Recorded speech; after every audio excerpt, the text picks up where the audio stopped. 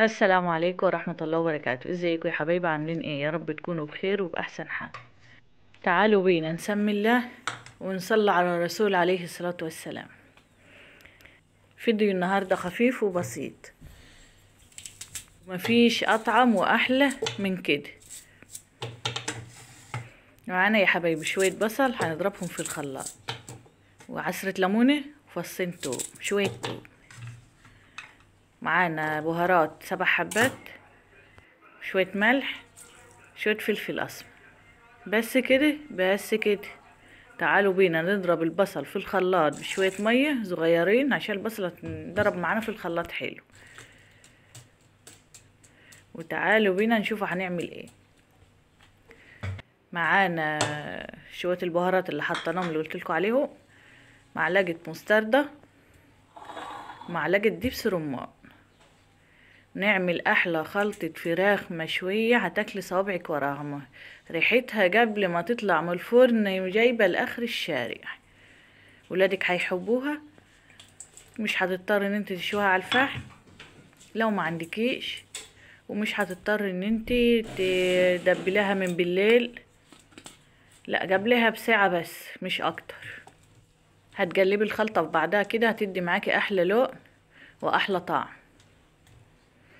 وهتحشي فراخك حلو من تحت الجلد. اللهم صل وسلم عليك يا رسول الله، اللهم صل وسلم عليك يا رسول الله. وغرقيها في الخلطة كده، كتري وبلاش تستخسري. صينية ترصيها فيها، وهنسيبها ساعة واحدة بس في التتبيل، تاخد من تتبيلتها. او حابة تعمليها من الصبح ووقتك قدامك عادي، مفيش مشكلة. بنحاول يا حبايبي نعمل لعيالنا اللي هم عايزينه. ولو حابة تسيبي الفرخة سليمة بنفس التتبيلة وتدبليها تحت الجلد وتعملي فيها فتحات بسيطة هتعمليه. حابة تقطعيها لو هي 2 كيلو ونص هتطيب وهتبقى حلوة وهتبقى مستوية خالص، هتبقى دايبة خالص زي ما انتوا شايفين يا حبايبي كده. بتحطي تحت الجلد، تحشي بين اللحمة وبعضها، بتعملي فتحات وبتحشيها حلو. كملي التتبيلة، بقيت التتبيلة عليه، تفردها فيها وبتحطها على البوتاجاز.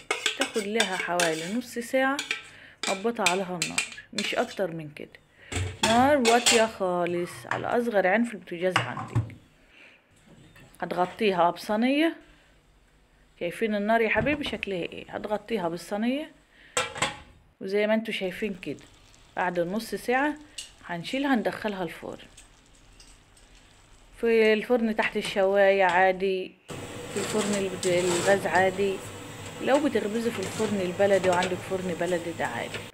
احنا بنحاول ندي لبعض فكرة، نعمل لولادنا بطريقة حلوة في بيتنا. تنسوش لو عجبكم الفيديو تشتركوا في القناة، تعملوا لايك. خواتي وحبايبي واحلى متابعين.